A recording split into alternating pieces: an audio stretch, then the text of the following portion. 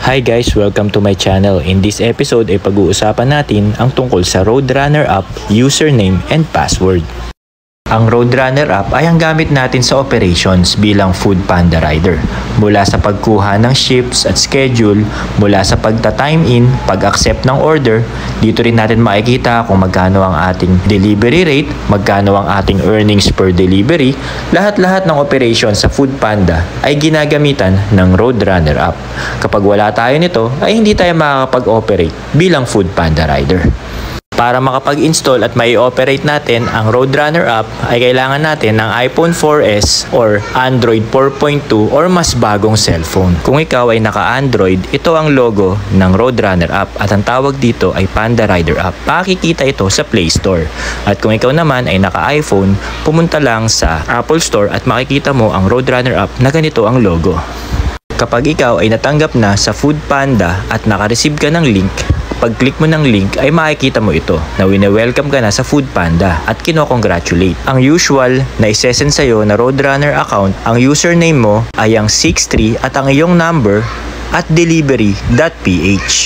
At ang password na default ay Food Panda na may capital F at may exclamation point sa dulo. Pagkatapos nun, kapag naka-enter ka na sa Roadrunner app, ay kailangan mong i-change ang iyong password. At kapag nag-change ka na ng password, ay marireceive mo ang bagong password by text sa iyong number. At siguraduhin natin mga kapanda na lagi nating tatandaan at wag nating ipagsasabi ang ating username and password for security reason. Dahil ang Roadrunner app ay ating personal account at dito nakasalalay ang ating Roadrunner account sa Food Panda Rider. Kung sakali naman na nahihirapan kang mag-login gamit ang username, password sa iyong Roadrunner app, ay siguraduhin mo muna na tama ba ang iyong username, tama ba ang iyong password, updated ba ang system ng iyong cellphone, at pasok ba ito para mag-operate ng Roadrunner app. Pwede mo rin subukan na i-restart ang iyong cellphone at uninstall ang iyong Roadrunner app at i-install mo uli ito. Pero kung nasubukan mo na ang lahat ng ito at hindi ka pa rin makapag-login sa iyong Roadrunner app, ay baka kakailanganin mo nang tumawag sa Food Panda Hub or sa iyong direct recruiter kung meron kang contact. Sa tuwing mag-a-update ang system ng Food Panda at Roadrunner app, ay kinakailangan nating mag-selfie verification. At kapag tayo ay nagpalit din ng cellphone, ay ire-require din tayo ng Roadrunner app na mag-selfie verification. Ang performance ng ating Roadrunner app ay nagbabase sa ating cellphone, sa operating system nito. Kaya dapat ito ay updated. At nagbabase rin sa ating mobile internet data.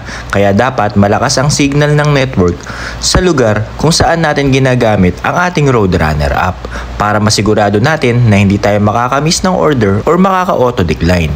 Dahil kapag nawawalan tayo lagi ng signal ay maaaring mamonitor tayo ni Food Panda at ma-auto break tayo at magkaroon tayo ng sanction na pwedeng mag-lead sa suspension at pagbaba ng ating performance batch. Kaya mga kapanda, ang Roadrunner app ay ang ating operating system.